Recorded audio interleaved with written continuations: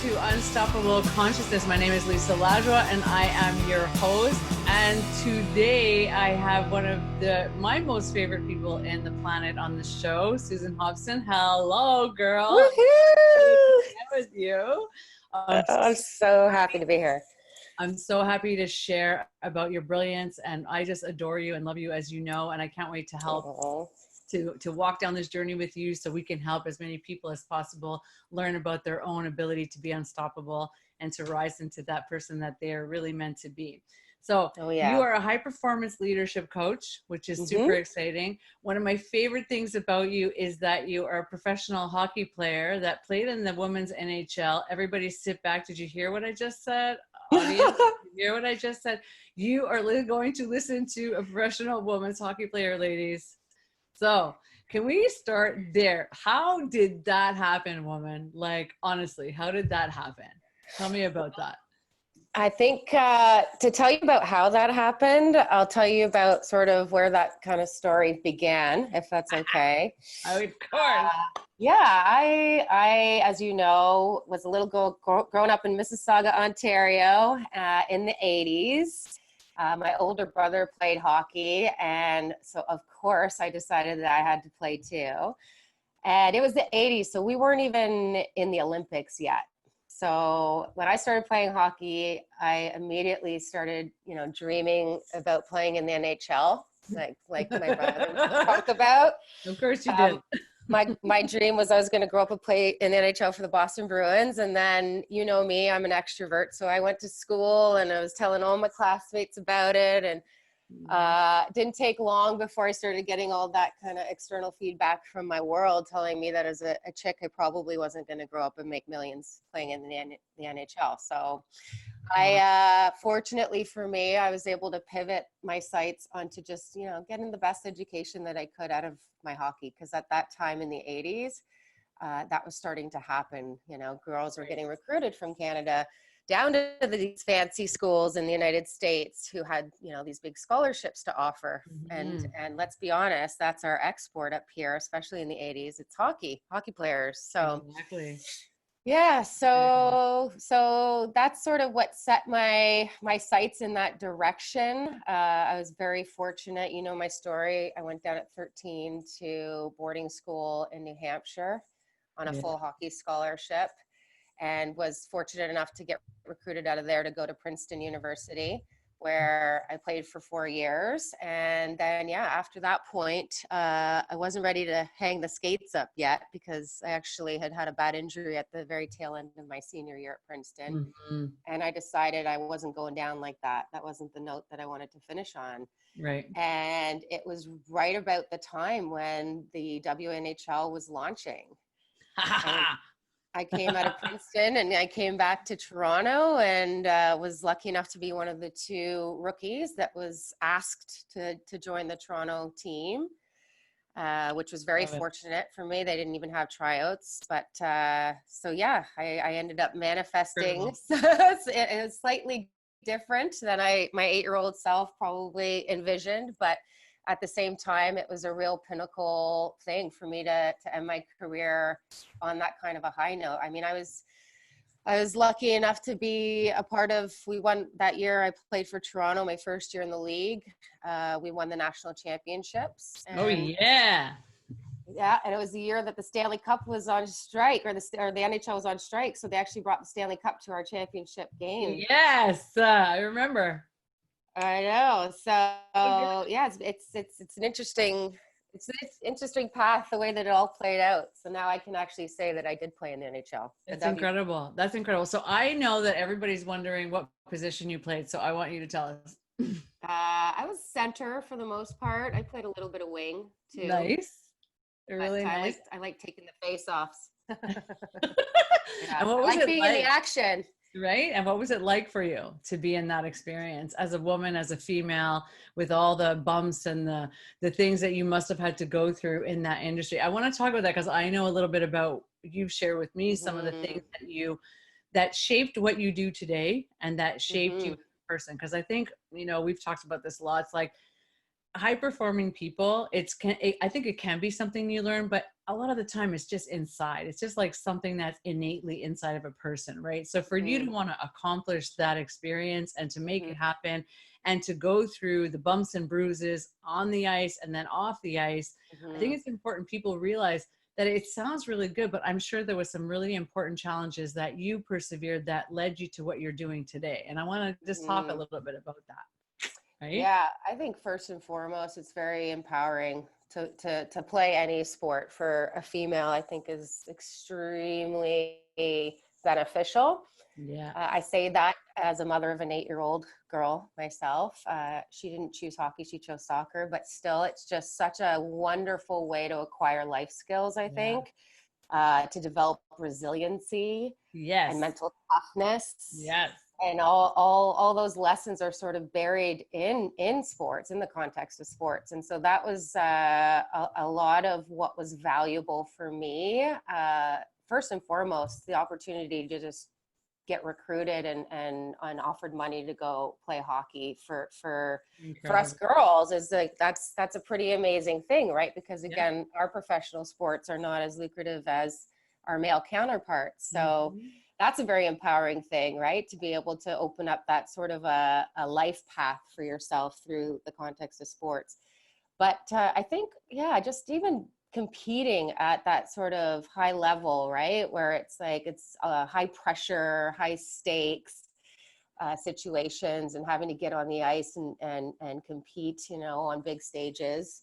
It basically taught me a lot about myself. Like what? I want to know the whats. I want the juice. That's incredible for sure, because I love sports as well. And I think, I know you do. It's so important that as women, we share that. It's really important that you learn to compete and be a comrade and be all the things that being in a sport will give you, learning to persevere obstacles, overcoming your own internal obstacles and external obstacles, learning to find ways to succeed in pressure situations, like no matter what the sport is, you know what I mean? I mean, at your level, that's a strong level of hockey. You know what I mean? And I know that it was, you guys you were a physical in the sport, right? So it wasn't like, because I think people don't understand, like, this was a physical, they just hang out. There's like everything that went along with it. So it's a lot to overcome, like, I know I'm going to share a little bit because I think it's cool. The only way that I can understand what you went through is I'm a racquetball player, and in playing racquetball in my gym, I'm the only woman, because I really understand men. Like, I have a real acceptance for how they are. And, I'm the only woman who survived club. I was the only woman playing with like 70 guys of racquetball, and did that for a long time.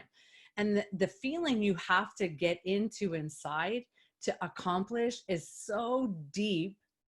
You really have to like know what you can do, know who you are, and then there's a click that happens when you're competing against that kind of level. For me, it was a level of dealing with this testosterone and guys, like, there's 4 of us in a court and me, and they're all 6'2", and I'm like trying to figure out how to win the point, So what are some of the takeaways for you that developed inside from that experience? Well, it's interesting, like when I really jump in my time machine and shuttle back and really think, and look in the rear view mirror. I started on that journey of wanting to compete because, I as 8-year-olds, like Brooklyn would say, you just want to be your best. When you get into competition, that's kind of what it's all about. And then, interestingly enough, in the sport, you start to be conditioned into certain beliefs and certain strategies in terms of how you can get to being the best. And so early on in sports, there's a lot of positive reinforcement when you're on the ice and you're scoring the points and you're a contributing member, and all of that's very, very, very important, especially when you're trying to get recruited and you're trying to go somewhere with your sport. So I think at first, I picked up a lot of externally motivated strategies, right? Like I thought to be the best, that it meant that I had to be on the ice scoring all the goal and being the contributing member, which was great whilst I was still kind of early on in my career. And that was easy for me to do because I had some talent. then obviously those strategies were working. But the most valuable thing that I think that I got out of that whole experience, especially once I got recruited to one of the top NCAA programs for women's hockey in the world, was that, you know, when you get into really high pressure, highly competitive environments, those externally motivated strategies don't work anymore. As you're no longer always on the ice, always the one scoring the goals. You know, it's a lot of times when you get to that level of competition, you really got to earn your spot. So you spent a lot of time on the bench, and it's interesting for me because that was really the moment where I got exposed to the whole importance of and power of this whole mindset thing that I teach now today. Yeah, it's like my freshman year, I kind of described that as like this incredible brick wall moment where I, you know, kind of went overnight from being the big fish in the small pond to the little minnow in the ocean. Like that's how it felt, because Princeton's such a highly competitive, not only athletically, but academically in the classroom as well.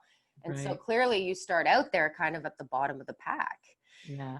And so that was a fascinating moment. Like the more I think about it and look back on it, you know, I was taught that I had to go outside myself to get what I needed to feel inside of myself, to be in that kind of that peak state of confidence and motivation and focus. And here I was riding pine my freshman year with slivers up my butt, and I just had no clue how I was going to do that. Right on. Yeah. And that's why I call that a brick wall moment. Lisa, you've heard me talk about this. Like it sent me into such a tailspin, and I had such a crisis of self because, you know, all those externally motivated strategies, all of a sudden they weren't going to work for me. So that was it was around that time where I got exposed to the fact that people in really high levels of competition, like I always knew as an athlete, I had to get in the gym and train. I had to get on the ice and skate hard, you know, like I had to train my body. But this is the first time in my life where I actually learned that these types of high performers actually spend that much time in the mental gym too. Like doing that brain training. Like I had no exposure to this coming up the ranks of hockey. I didn't know that performance was 90% mental, and I'd never really done anything about that. So incredible, eh? Isn't it incredible? That must have been like just a huge aha and freak out. Like, wow, how vulnerable you must have experienced that. Yeah, I mean, it was incredibly vulnerable. I remember being on the payphone, like crying to my mom in my dorm, like, "Mom, I'm an imposter. I can't compete with these people. They're way smarter than me, and they're way better than me in hockey." And like I had my finger this close to the eject button because I was in a tailspin and I didn't know how to compete without confidence and motivation. Yeah. And without the ease of being the all-star, right? Like, cause you know, that's a comfort zone. And when you're not challenged, and then you're challenged in such an enormous way, I mean, that's just a totally vulnerable state to overcome. You know what I mean? So I want to know what you did. Like, I know this is like the reason I want to talk about it so much, because this is the birth of who you are now. This is so much about how you took control of your life and who you are today and what you do for all the people that you serve, which to me is like, you know, we've done work together. You blow me away with some of the stuff you've taught me and that I've gone through. Your willingness to grow and be in that place of vulnerability and just try to find the strategy through is like just second to none. It's a gift and a talent to have that, because this is what I think people are missing. They think competition is always about like some kind of force, and sometimes it's not. It's about some kind of shift, an awareness, a recognition. There's a hole right there, and if I go through, I'm going to find a treasure, and that treasure is going to be my saving grace, that part inside of me somewhere. I want to know, like, what did you find inside through that journey? I know there was a lot of challenges, and I know you went through a lot, but what did you find about yourself that you know has made you the person you are today?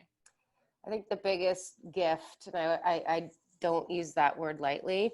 I know it was like the most adverse experience of my life when I hit the brick wall, you know, my freshman year. I was like getting C's and D's for the first time in my life. Like I was a straight A student. I got recruited to an Ivy League school. I was like not getting any ice time. And then my father was suddenly diagnosed with cancer, like boom, boom, boom, all in my first year.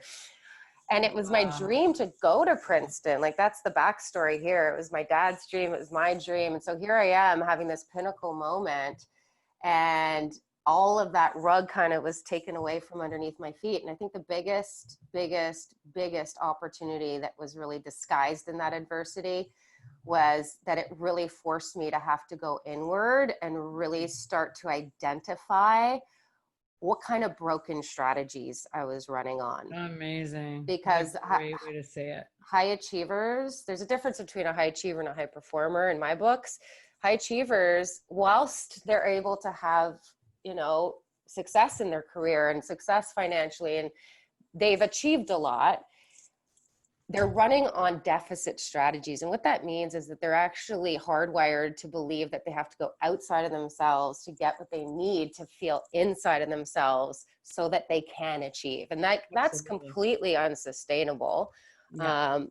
Whereas a high performer, it's all about sustainability. It's about being able to realize your peak potential, no matter where you are, when it is. Like, it's all about being able to do that sustainably, because your strategies are intrinsically based. And that's the real gift that was buried in this experience for me, is that I was taught to look inward for the very first time. And I was able to figure out where those resources lay inside of me, so that I could turn my confidence and my motivation back on like a switch.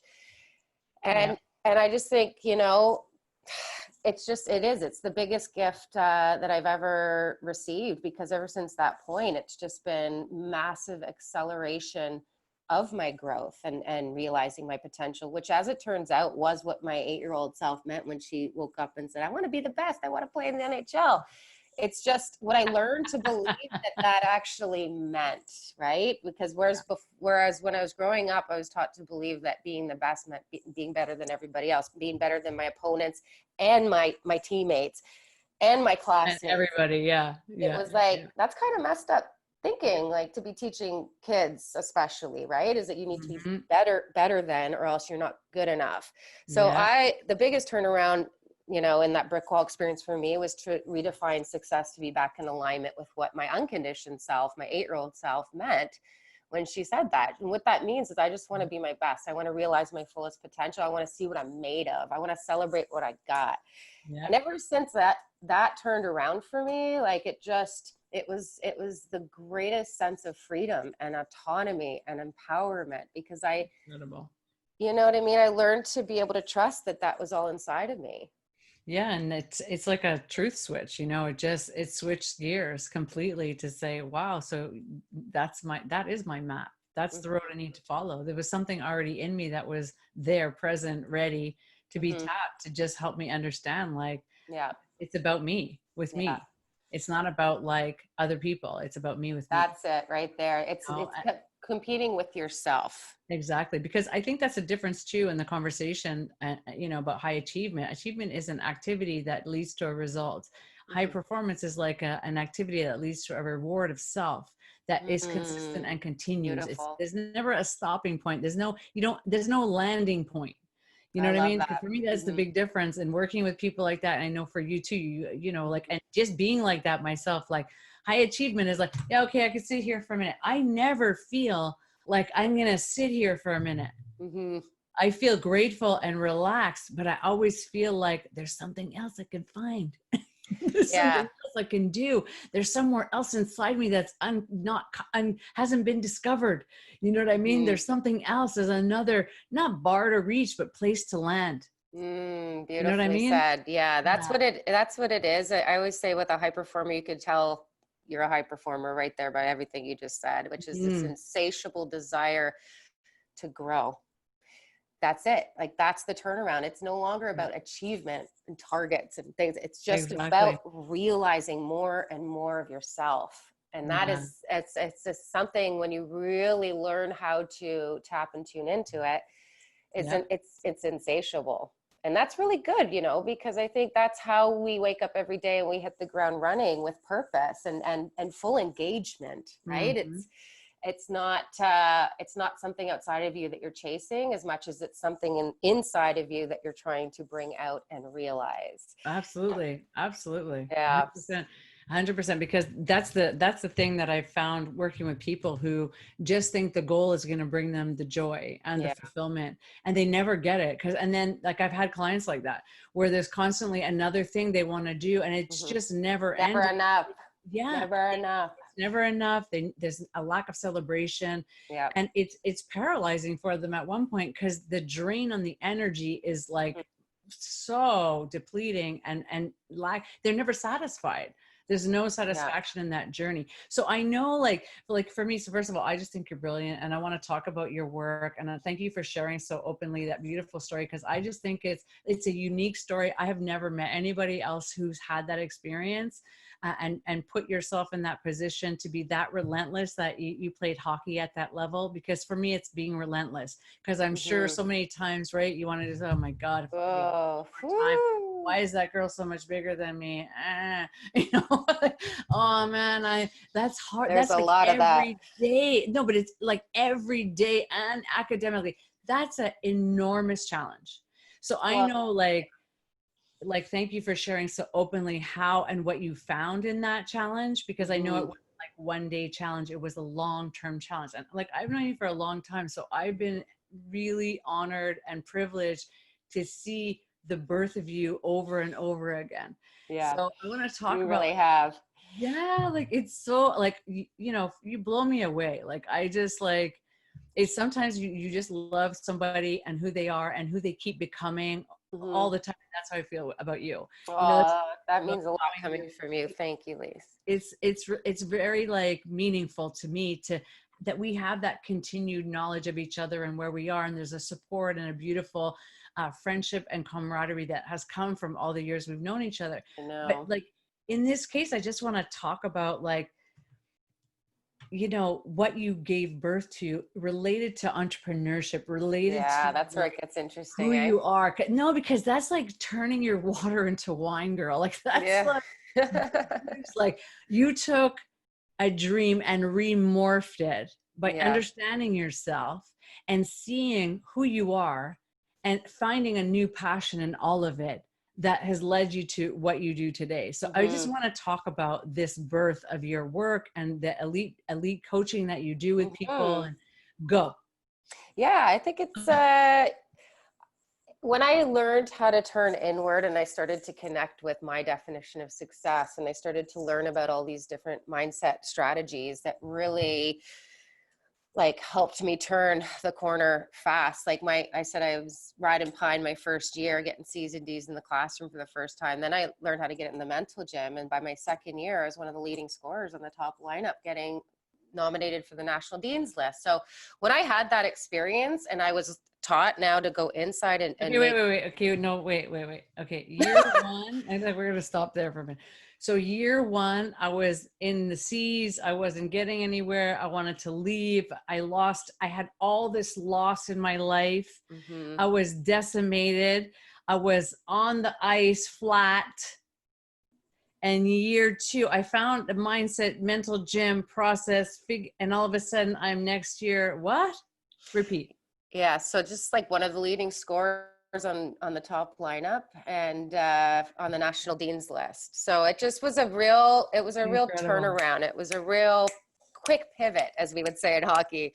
Yeah. But it wasn't lost on me, you know, especially after just losing my dad, who was a big moral compass for me growing up, in terms of what was really driving me to want to achieve, as you know from my story. Yeah. And I had to go inside, and I had to learn how to become my own compass. And I think when I was doing that, and I was trying to make sense of what all this meant, it was not lost on me that I was this little girl from Mississauga. Nobody in my family even went to university. And here I am, right? sitting behind the gates of Princeton, the #1 Ivy League school. And I'm like, it wasn't lost on me. I was like, this is when spirituality started to kick in for me, because I really started to see there's a reason why I was here, and there was a reason why these things were happening to me. It wasn't lost on me that I was so driven and so passionate and so determined and so resilient. We haven't even talked about the Crohn's part yet, but it's like nothing, even a life-threatening disease I was diagnosed with my freshman year in high school, was stopping me. And I I stopped and I really thought about that. And I thought, you know what, I'm supposed to do something with this. This happened to me for a reason. And I started to calibrate my environment. And I'm like, oh, this is what these fancy places behind the gates, this is the high level intel that they get exposed to, that blue collar people like me maybe never in their life get an opportunity to learn about. Right. And once I started to really clarify that, it became this feeling of being on a mission. I remember being the one at the back of the hockey bus who everybody would stop on their way to the bathroom after they played a bad game, crying and bawling their eyes out. Like I was coaching people, just my teammates and my friends. But it just started to become this mission and this desire to want to just share this with as many people as I could. And you know me, so you know I'm an incredibly sensitive empath beneath all that toughness. You are. And I just started to, by the time I came out the gates of Princeton, and I decided to come back to Toronto because my mom, you know, had lost her husband, was alone. And I came back and I started to it started to become clear to me what I wanted to do with this. It started to become clear to me that whether it's sports or business or life, it's all the same performance principles, right? Just in different arenas. So by the time I came up here and started playing pro hockey, I started getting into courses, coaching courses. I found NLP, neuro-linguistic programming, which is what my specialty is in. And I went on this mission to just try to teach this at first, it was just anybody who will listen to me. Cause you know, when I came out the gates as a coach in 2007-ish, it really wasn't a big thing yet. And so, I parlayed that at first into doing the brain training with athletes, cause that was low hanging fruit. I was, you know, just coming off of playing pro hockey. And then I started to pick up, you know, a couple business clients, and I started to see, wow, it's the same process. It's just, I'm using slightly different linguistics, slightly different language. And then all of a sudden it became clear. It's like, whether it's sports or business, it's like that the people that I am destined to help with this are the people that are very much like me, the high achievers running on deficits. And hitting that glass ceiling in their growth, or that brick wall in their performance. Right. So that's sort of what birthed it, is like, it really was a purpose-driven mission to make the most of all this adversity that I've been through, and what it taught me. And most importantly, what was on the other side of that for me, which was just massive realization of my potential. Yeah. And, you know, there's something like I know about you that is really beautiful. And, you know, being that powerful empath, which is a struggle that so many high performers have, they don't realize they're empaths, and the bridge to cross is really hard, and it's very confusing. You're almost fighting with yourself because a part of you wants to give and a part of you is like, achieve, come on, let's go. And so sometimes it's really hard to have the correct dance and, you know, how to move through this, and for the two parts of you to cross the bridge and meet. But it's interesting because I've always seen you as, you're so driven to make sure people understand how you transform yourself from the heart, that's the beginning point. It's not, I don't see you as like, you know, I see you as talented in business, incredible entrepreneur, driven in your work, but your heart is the place it starts. Like, let me just share what I've learned, because I can't believe how it's changed my life. You know what I mean? Like, and not only that, you're such a pro, you're able to like zero in on people because of that empathic strength you have. And it's like, I want the audience to hear how powerful that ability is, to be, when you're a coach at that level, to zero in on somebody's, where they are, just where they are and where the deficits are, without words, just feeling and sensing and knowing, and then translating that into actionable advice. And let's go, and here we go, let's rewire, let's go for it, let's move. Like, what a phenomenal talent. To me, that's like a phenomenal gift to the world, to have you doing that for people at this level. You know what I mean? And it's hard too, because I think like what you went through, which gives permission to all the people that you work with, is you were that high achiever who was put into a challenge. You know, you were that high performer, and in the challenge, you really had to find out what you had to accept, you know, and go through. So I don't think we can grow without challenge. I think we have the wrong associations even with that word. Like challenge is a wonderful thing. it is. You know, I know we're all going through this challenge of COVID-19, and it's a lot of people are in fight or flight. It's bringing up a lot of anxiety, a lot of fear, a lot of doubt. But for me, I almost get, it sounds weird to say, but I almost get excited when I'm going through a challenge, because I know what's on the other side of that is I'm going to see what I'm made of. No, I know it too. I know enough about, because I've been through so many challenges, and that's exactly why I'm here, able to speak about this from a place of authenticity. It's just, I know when we're pushed outside our comfort zone, that's where we're able to really realize more and more of our capacity.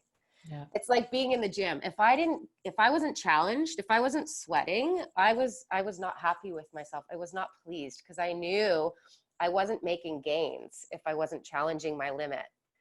And that's what I love again about sports, and what sports taught me. It was like this lab for performance. It's the same thing in life. It's the same thing in business. If you're not being challenged, you're not able to get into your flow. You're not able to get into your peak state. True. That's right? 100%. Yeah. 100%. Everything we look at in the context of high performance coaching, it's all about your ROG, your rate of growth. Like that's what we care about most. That's what we value most. And I just think, challenge. It's so interesting to see people's association with that, isn't it? It's totally amazing. It's honestly, and it's like, this is the difference, because lots of people are stressed and worried. So the difference between one person and another is such a huge contrast. So for me, I've been working 12 hours a day doing all this creation work because I can. Like nothing's taking me out of my house right now. Other people are just sitting there paralyzed and freaking out, and I'm trying to just help them get inspired that there's so much that you can do in this place and space and time to bring yourself up, to raise yourself into another place of awareness, to find new goals, find new centers of points of self to launch yourself from, in whatever area and whatever relationship you're having with whatever area of life. It doesn't even matter. So I want to talk about your company. I want to talk about that because I freaking love what you do. Can we discuss what you're up to? Sit back, people. Like seriously, this is good. The other thing I want to say before I'm going to let you talk again is this. So while I was listening to you, this is what I understood.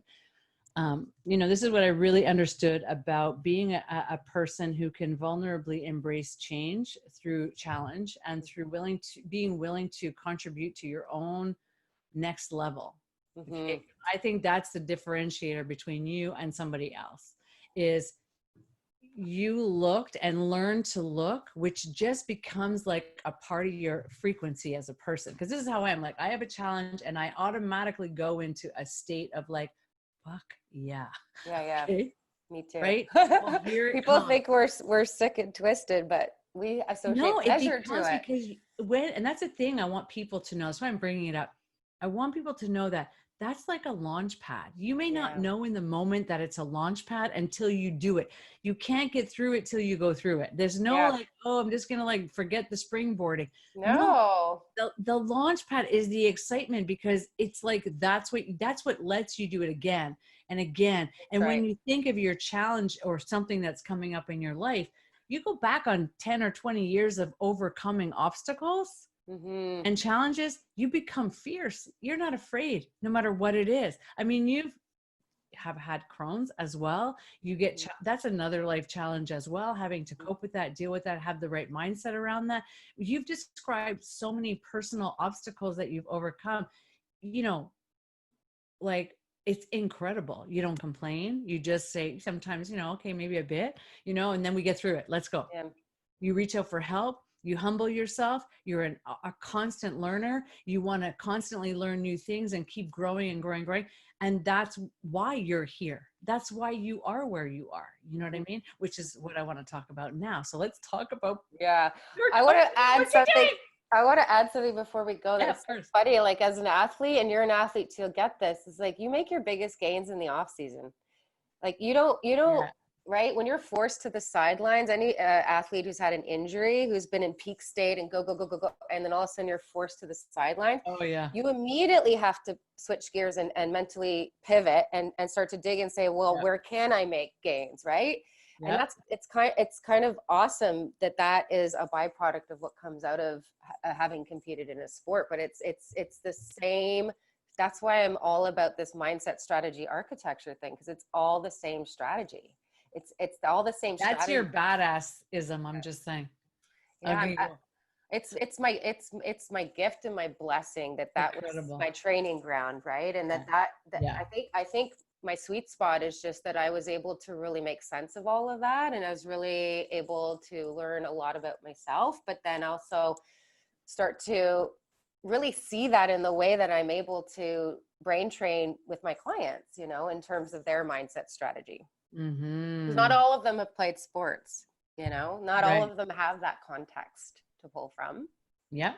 But I think everybody respects that sports is a sort of a training ground and a breeding ground for some of the best mindset strategies, right?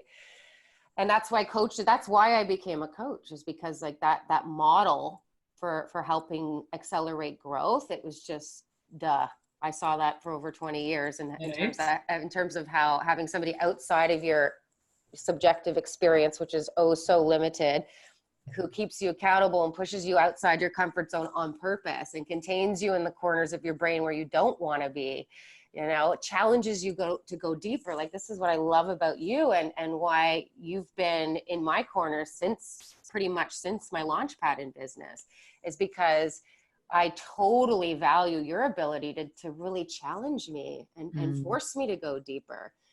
And so I know we want to transition into talking about like my business and how I sort of operate, you know, 12 years into the game, but It's incredible. First of all, it's just a big celebration for me. it's You a know what I big mean? parlay. It's really something, you know what I mean? Like, people don't realize, like, and that's why it was so important. I wanted to talk about and get you to really talk about, because it, you know, when people listen to this, and my audience is listening, I want, like, let's really think about what you've gone through. You have the most amazing positive attitude because you've Thank overcome you. so much. You know what I mean? But during the time, that's what makes you absolutely incredible at what you're doing, and why you're so successful, because you're able to first of all, turn your pain into purpose, first of Yeah. all, and give it a strategy. Okay, when you could turn your pain into purpose and turn it into a strategy, turn it into it being prosperous for other people because you share that with others, and then Yeah. make your own dividends from it as well, and make it into something profitable, and makes your life prosperous and fulfilling and unique. Hmm. You're onto something. Yeah. And just that alone should make people realize she's onto something. I need to Yeah. talk to her. There's something going on here that I need to know about, because that's pretty incredible. You know what I mean? It's pretty incredible. And I'm allowed to celebrate you anytime I want. And that's all. I reserve the right to Thanks, celebrate you. Lace. Yeah. I am so humbled by that. You know, for me, this is a purpose thing, and that's really what it comes down to. Is I was made Mhm. for this. I really do think so. And the way that I have guided myself as an entrepreneur, because I didn't go to business school, you know, like I came out of the gates and Yeah. decided to be a coach, and there wasn't anybody really in Toronto, if not Canada, calling themselves a performance coach when I Mhm. launched. And but I had a pretty easy time deciding who I wanted to help, because it was based on my experience and who I felt that I could help the most. Yeah. And I really, really get the high achiever. And I think that's really important to the high achiever, is that I have that kind of street cred, is because I have that lived experience. I've literally been in the trenches with this stuff. So And I have a question for you before you continue, because I think that people might not identify themselves as a high performer. yeah. So just to talk about quickly, what kind of struggles do high performers have that you help them with? Yeah, I think this is the way I describe it. It's I get the high achievers coming through my door. Like I said, hitting the brick wall or up Yes. against the glass ceiling. In other words, the client who picks up the phone when they're hitting the brick wall, this is me, my freshman year. It's like the pro athlete who's in the scoring drought, you know, is trying to get back Yeah. in the lineup. Or it's my high achiever who's at work like 18 hours a day down on Bay Street. You know, these investment bankers, they have crazy hours and a lot of stress.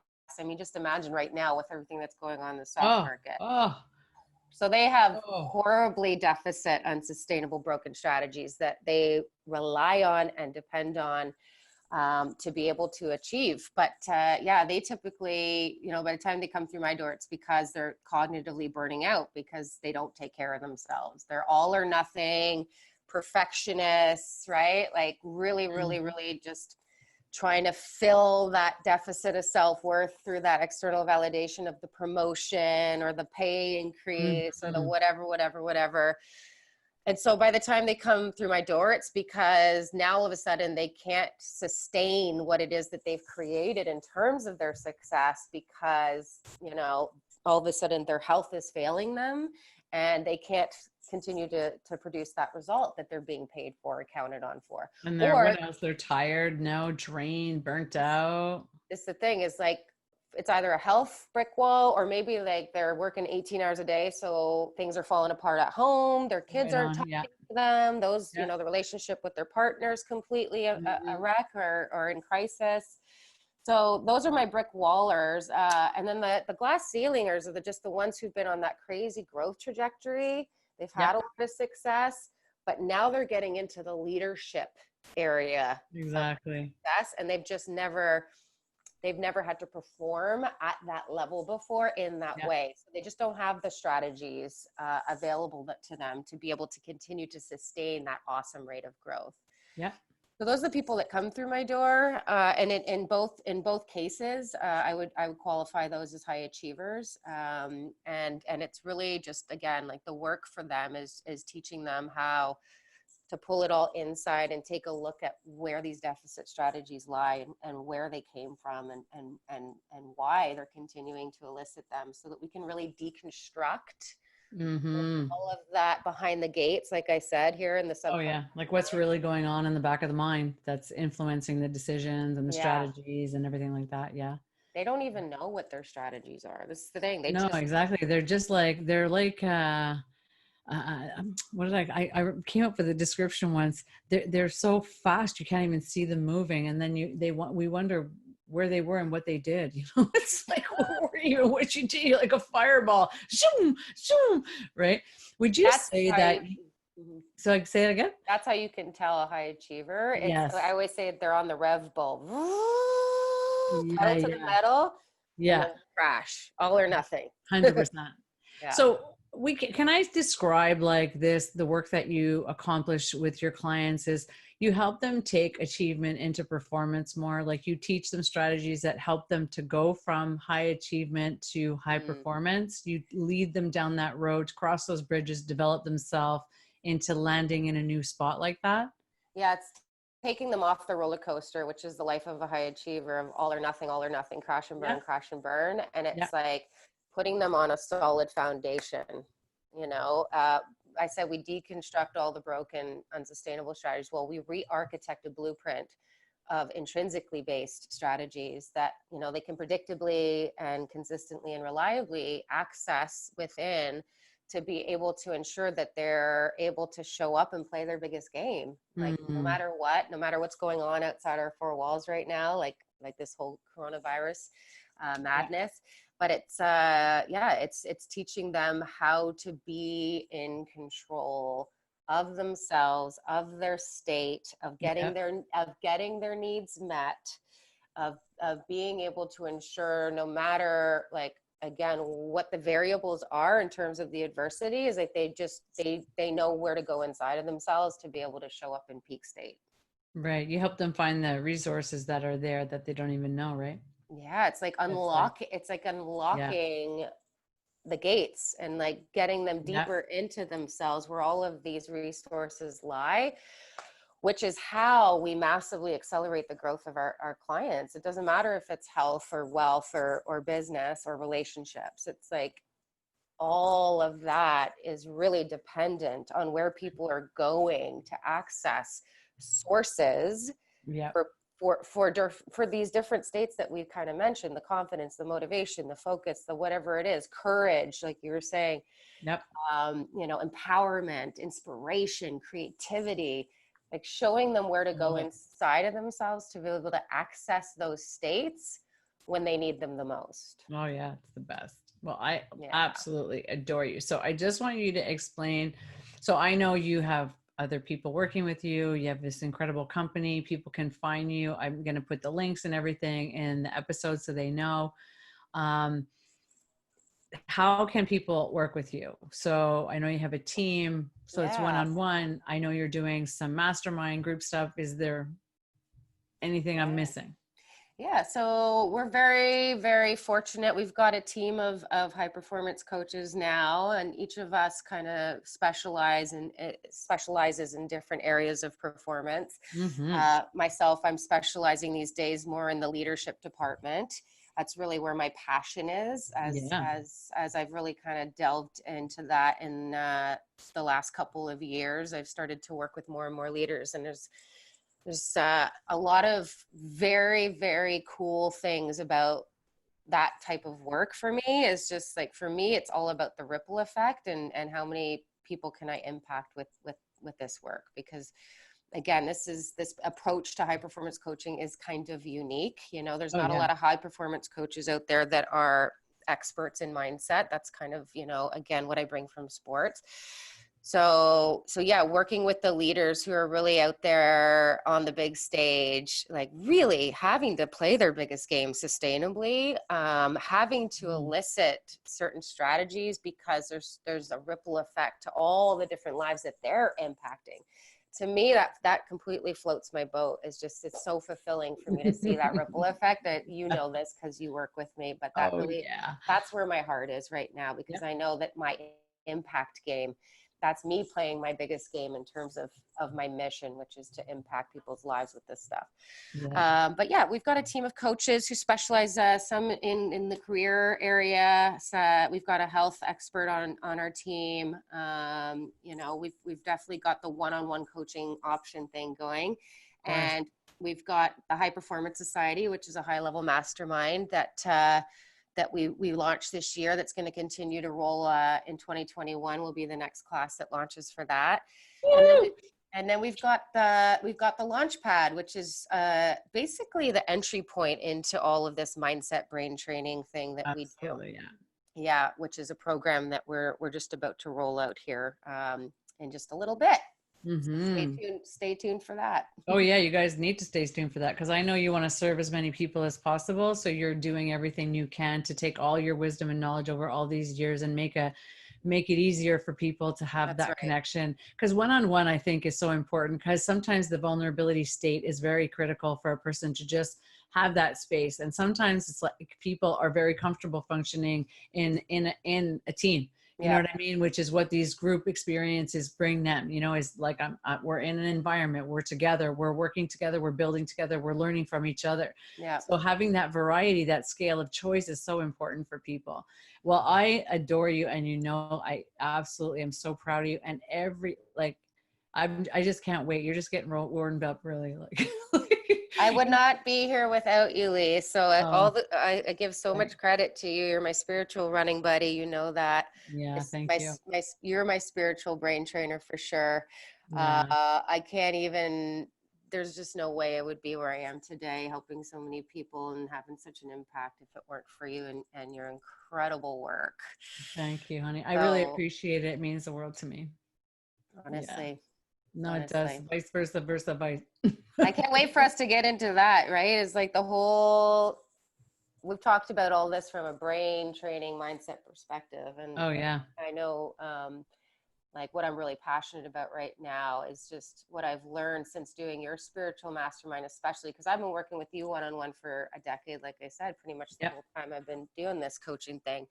But this high-level mastermind experience I had with you and your crew here last year was like, I accessed a whole other gear that I didn't even know existed inside of myself after all these years. It's so good. That spiritual unlocking of the portal, or the door subconsciously, that just helped me illuminate such freaking clarity in terms of where I want to go with this work next. So I'm excited, and I'm excited for us to do a couple of things too. So you guys stay tuned, because it's going to happen.